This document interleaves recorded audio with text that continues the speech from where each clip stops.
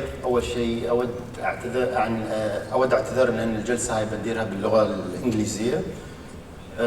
يا ريت اللي يحب أن يكون عنده ترجمة فورية للغة العربية على طول يحول على القناة رقم 1. اعتذاري الشديد مرة ثانية. Distinguished guests, ladies and gentlemen, I'm delighted to be here with you today to talk about Expo 2020. The overarching theme for Expo 2020 is connecting minds, creating the future. Today we're going to connect our minds with one of the greatest minds that worked on Expo 20, His Excellency Helal Almarri. Mr. Helal will share with us the inside stories about Expo 2020, things that many people of us don't know or never heard of. So he will be able to shed light on the project, the update, and where are we heading. If there is one project that requires skills in project management, one of these projects is definitely Expo 2020. Our session will be for 45 minutes. We'll try our best to stay on time. So let me kick it off with the first question. And I have to be very selfish, coming from competitiveness, and I would like to know how Expo 2020 will add value to the competitiveness of the UAE. First of all, good morning, ladies and gentlemen. It's a pleasure to be here today. Of course, you are definitely the expert on competitiveness, but what I'd say is that, now I recently read that the UAE is ranked 12th globally by the World Economic Forum in terms of our competitiveness, and we have some key strengths which were highlighted in the availability of infrastructure, lack of bureaucracy, security, amongst other things. The Expo is really, first and foremost, it's humbling that we were chosen by all the partner countries to host the Expo, and that's recognition of where we've reached today as the UAE. The Expo, and as we move through the 6 years, and as we develop many of the projects in the city towards the vision for 2021, this, of course, will address many aspects of competitiveness, whether it's the FDI or the infrastructure or the ease of doing business.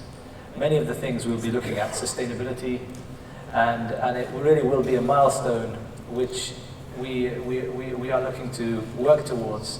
And if you like a funnel where we are moving through all of the aspects within the economy to try to reach a certain point in time which takes us towards our golden jubilee. The other thing I would say is, in the words of His Highness Sheikh Mohammed bin Rashid Al Maktoum, sustainable development only comes through doing these type of mega projects and really focusing on delivery after delivery. So I think, as we develop our track record and as we develop the various projects around Expo, we would find ourselves, inshallah, climbing the ranks of competitiveness and also climbing the ranks of importance as a major international city.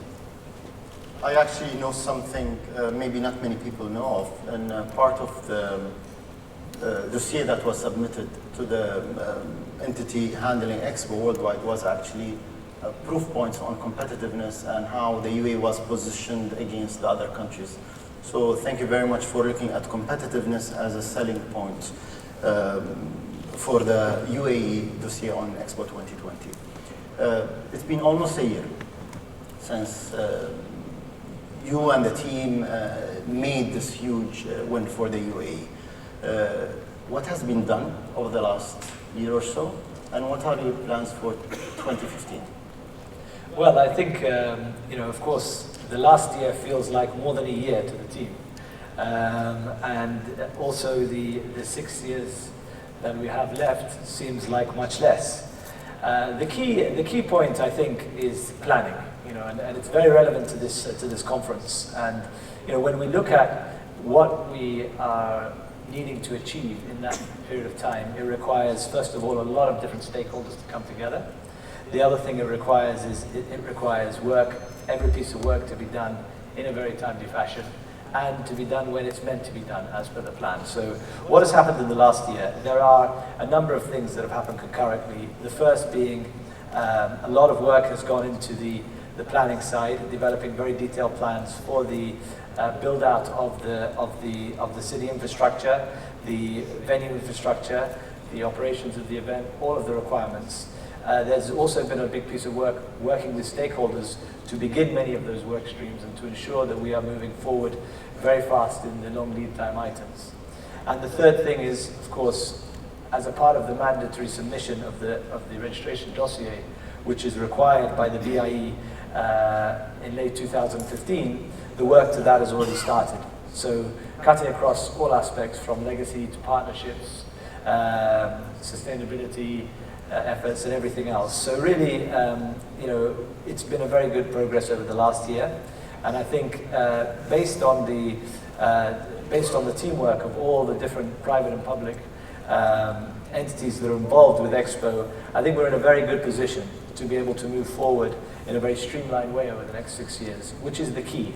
You know, when we look at big events around the world, and we've benchmarked many, you do see very clear distinction by those that were planned well and invested a lot of time in the project management of it, and those that weren't, and those that had a lot of changes throughout the way. So we've spent this year validating all of our assumptions, making sure that all of the things submitted in the bid dossier have been validated, have been redone, to make sure we're in a very strong position to move forward. And the good news is that, you know, all those involved, of all the different major government stakeholders who are very heavily involved in things like infrastructure and other things, and also the private sector who's very involved in other areas such as the legacy development and such as the theme development and everything else, they've all been very highly supportive, and everybody's really come to the table and taken responsibility for their own piece of work. So I think that's been a very positive experience today. Just for the sake of actually being curious, so the 2015 is in 3 months' time. What would be the key projects for 2015, which are under the bigger umbrella of the 6 years plan? If people would like to know more about 2015 big bets for you guys. Okay, so the big milestones in 2015, of course, is the submission of the registration dossier. That is the official legally binding dossier that makes us a host city that we are obliged to submit, which has a lot of different elements in it, a lot of different commitments from the UAE. The second thing, of course, is site readiness, and to begin on the infrastructure. So the infrastructure has many different elements to it.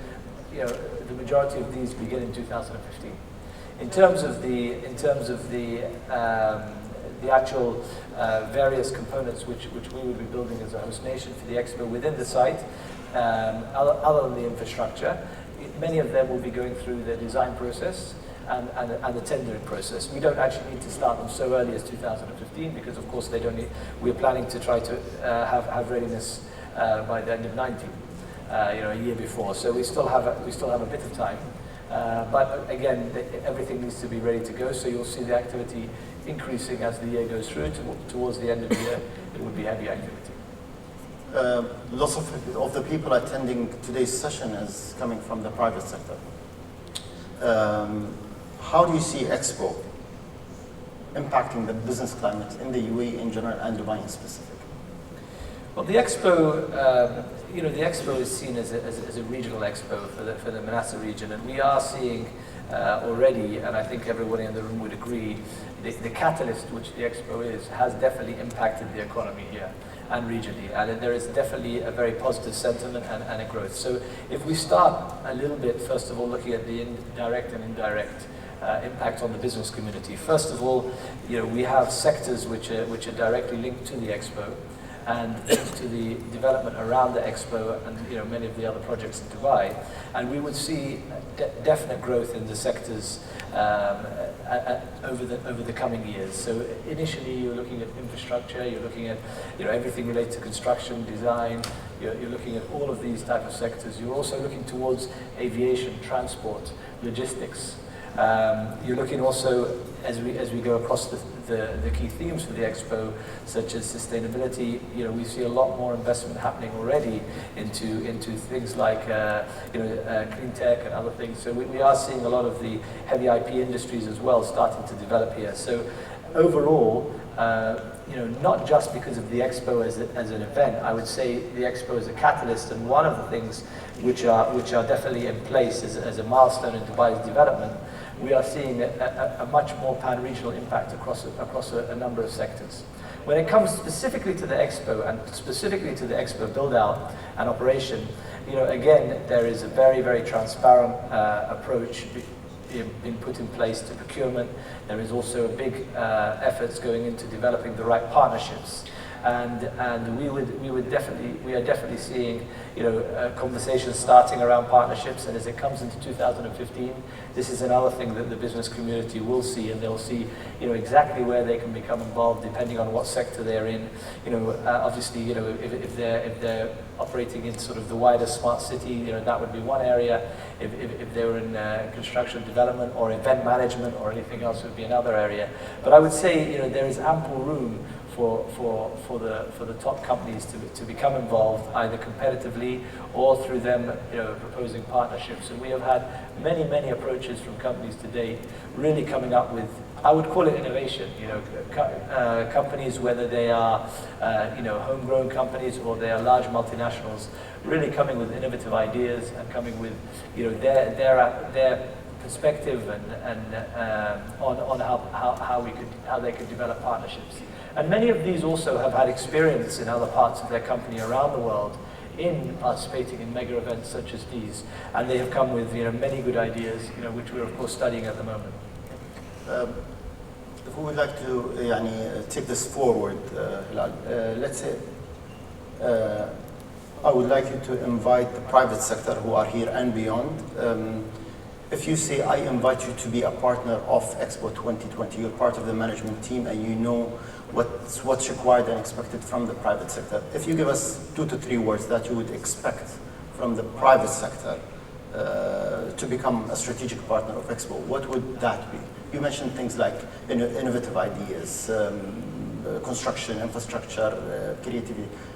A couple of words that will make it. I think as we look towards partners, we look towards partners who are committed to the region, very committed to the development of the UAE, and partners that are not just looking at the Expo as an event, partners that are looking at the Expo as a catalyst to create a legacy and beyond the Expo.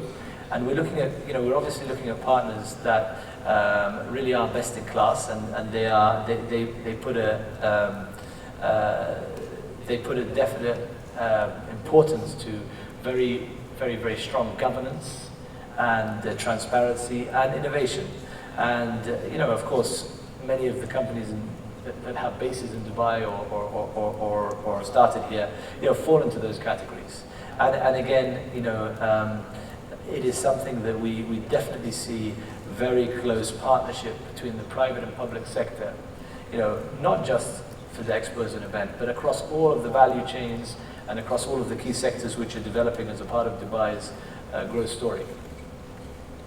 Definitely more than what I expected, but the private sector is here, so look out and for these words. This is, I think, a critical thing for those people who would like to do business with Expo 2020. Many people think about Expo 2020 as an event for Dubai or the UAE, but you guys, knowing you are thinking about Expo as for the whole region, and when we speak about the whole region, we speak about many other countries being part of Expo, benefiting from Expo. Can you tell us more about how Expo will contribute to the whole region? Of course. So first of all, as many people know, and I'm sure a number of you have visited Expos before, an Expo is really an event for the world. And when we look at the Expo here, it really is an Expo for the Minasa region. It's the first time an event of this type and scale is held in the region. It's the first opportunity for the region to really have an equal standing on the global stage at this event. And really, it's one of the things it will enable is the build out of the reputation of the region, and allowing us to really engage and to have that cross-fertilization of IP from west to east and east to west. And this is really the starting point. It's really the bringing, connecting minds and creating the future. It really is bringing the people, bringing the IP, bringing the human capital together. And that's the starting point. We're talking today about projects. We're talking today about project management. We're talking today about a lot of the hard assets. But what it really is about is the soft assets and the people, and how to create a legacy for the future for the youth. And I think the topics which the Expo is around also are very important to mention here. The sub-themes of sustainability, mobility, and opportunity. And really, it allows the world to engage on these very important themes. And this is, if you like, the soft side. Of course, when you're talking about hard numbers, job creation, the economic impact between now and 2020 on the UAE. In our bid dossier, we did an initial study and we looked at around 90 billion dirhams plus as the impact on the UAE from Expo 2020. And I think whoever you speak to, regionally or even to some extent globally, have already acknowledged Dubai's effort in this. And I think as we look and as the site legacy comes through, and as it's a model city developed within a city for our Golden Jubilee, it really will be an example of what is a smart city, what is a city of the future, how does it bring together the different elements. And so I think that this is just a taste of what is to come, and it's something obviously very passionate about, could talk about for a while, but I'll let you ask. You wear different hats. You wear a public sector hat sometimes, and you wear the private sector hat sometimes with Dubai World Trade Center. And with Expo, it's about partnership between public, private, and I would add individuals like us, I would say academia. What's happening behind the closed doors in the Expo offices? What do you speak about when you think of public, private, people, academia partnership? Look, I mean, the speed in which we move and the speed in which we need to move, I don't think there's any such thing as a public hat and a private hat anymore, right? The way I see it is that regardless of whether you're a corporate and you have your corporate social responsibility or you work for the government, the growth and the long-term growth is coming from the same aspects. It's coming from developing, best in class. It's coming from, developing out the human capital, and it's from the whole term smart, as a city. And I think that, honestly speaking, behind the scenes in meetings linked to Expo or tourism as it comes, and the two are very highly correlated in terms of economic impact. Whether we're sitting down with the government authority talking about the road infrastructure, or we're sitting down with a technology company, which has one of its major head offices here, the conversations are very similar. People's motivations are very similar. The desire for innovation, speed to market, the desire to create change is very similar. I was with one of the technology companies yesterday discussing some matters related to smart city and related to both to the Expo and how tourists interact with the city. And I think the key for them was them explaining what they did all around the world. And the key message was, we don't want to do in Dubai what we do in other places in the world. We need to, we've learned here that we need to push the bar further. And I think, this comes down from the direction of His Highness Sheikh Mohammed bin Rashid Al Maktoum.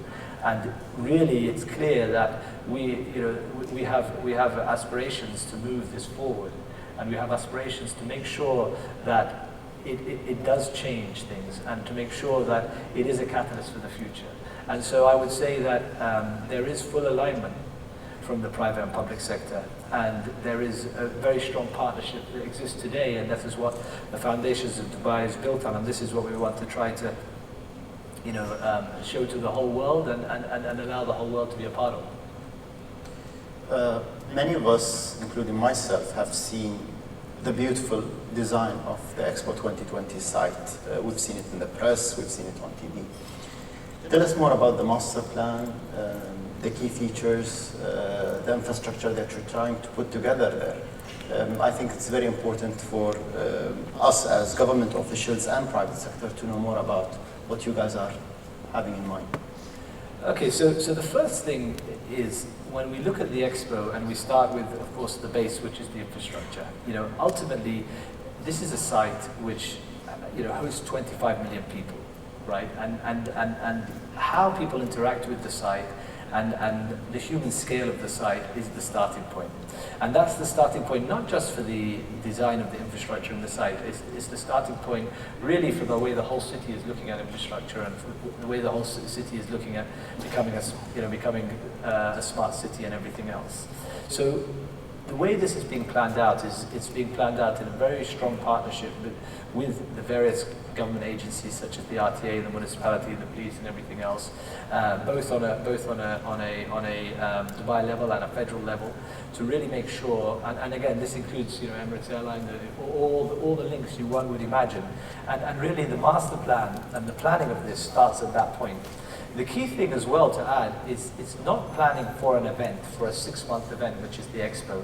It's planning for what is beyond the Expo, and it's planning to make sure that that sustainability cuts across all these areas, and sustainability meaning both economic, environmental, and all the forms of sustainability. So that's really the starting point. So as we look towards the build out of the infrastructure, as you mentioned in the master plan, there is very little, almost no infrastructure we're just thinking, right, we need this infrastructure just for the event. That's not the way it's being thought of today. It's being thought of as we go into our golden jubilee, what infrastructure is required, and when should that infrastructure be ready? It should be ready by the event, but it's required for beyond the event. So that's the starting point. It's a similar thing on the site.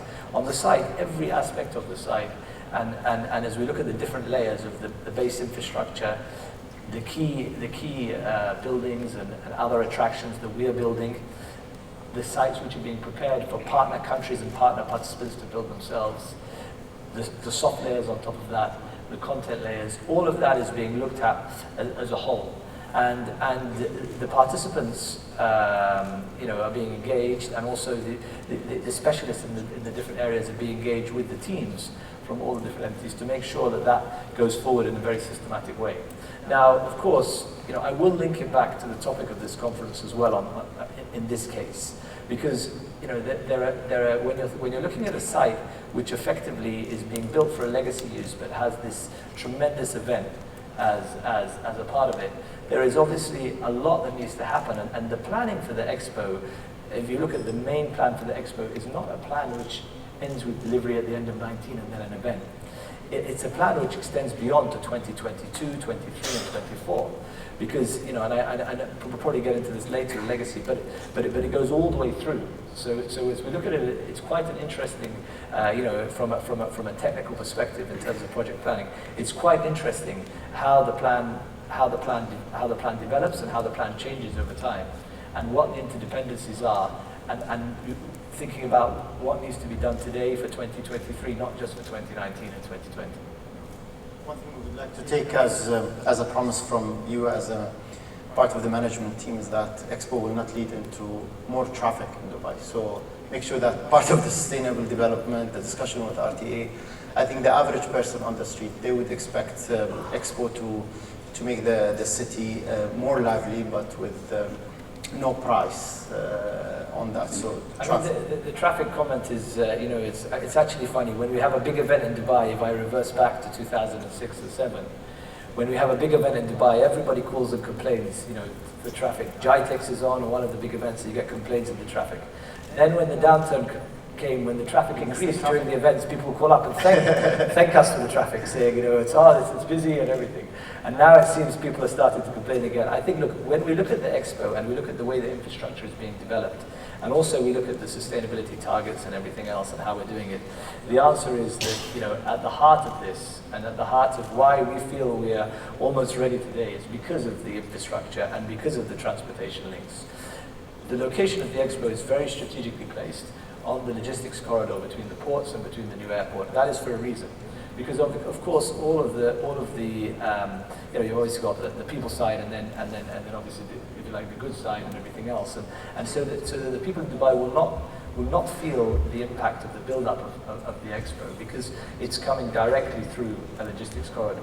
The second thing is, of course, as we look towards the Expo and we look towards the transportation solutions, and we look at the things like the opening times, the closing times, and everything is taken into account to ensure that from all parts of the UAE, there will be a very, very smooth ride, and there will be a heavy use of public transport.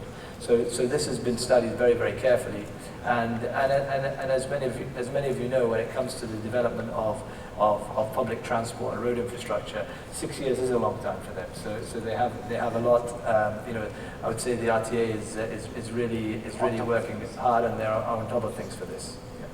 Yeah. You mentioned, Helal, the word legacy. We would like to know more about how do you plan to keep the Expo site for generations to come? How are we going to make use of that particular huge investment that the government and the private sector are planning to put together? There are lessons that I'm sure you've learned from other cities where events were created, infrastructure was created, but it became as ghost towns. Definitely, this has been one of the thoughts in your management meetings. So please tell us more about that particular area. I mean, I think when it comes to legacy, I think the direction definitely comes from the top. And again, I refer to the leadership and of His Highness Sheikh Mohammed bin Rashid Al Maktoum, and His Highness has given a very clear direction. This is about the legacy, and this is about what it will create for the future, for the economy, for the youth, for the region. And when we start and we look at the legacy, when you talk about legacy, it's on many different levels, whether it's the economic legacy, the social legacy, the human capital legacy, and the cultural legacy. And so there is a lot of different aspects to this. The first aspect I would say is that we are not looking to build assets or to build infrastructure which is just for the Expo, which I said previously.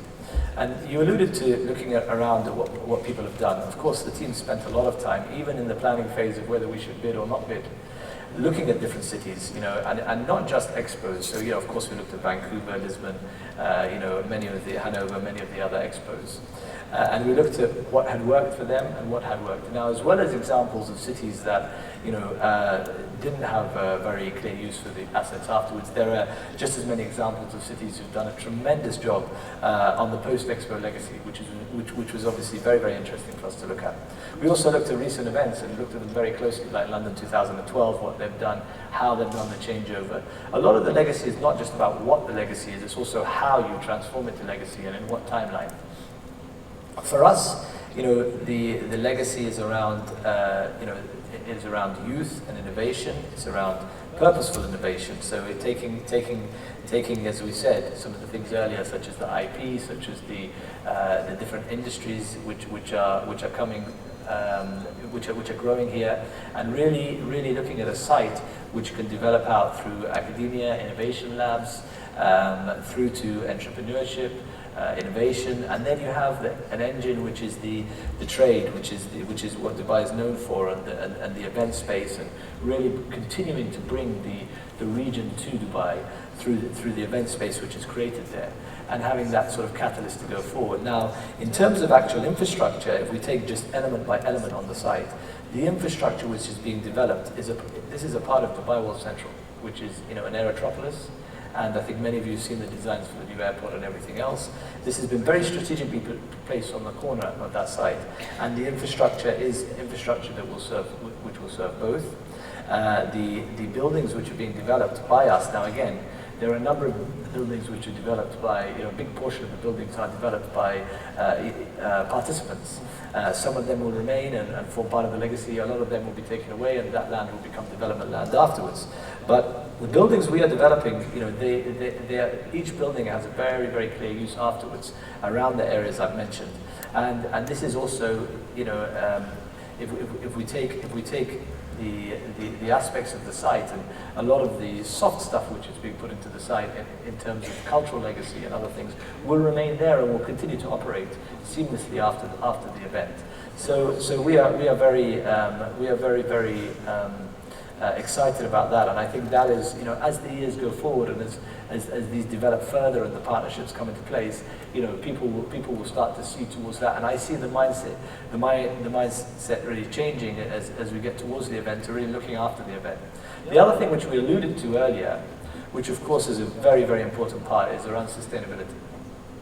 And the legacy and the sustainability forms, you know, a number of different aspects. Of course, you have the economic, which we've discussed briefly, but then in terms of the sustainability targets, you know, this looks to be, in terms of sustainability, one of the most sustainable sites in the world. You know, the most environmentally sustainable expo, you know, that's taken place. So these type of targets and sustainability forming a core part of the themes, these type of targets also add to the place, to the city.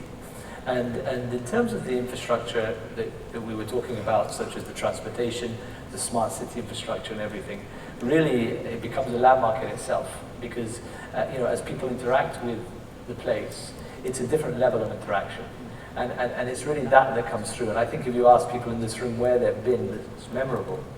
Very few people say, you know, I spent a lot of time in X, it's because of the design of building Y.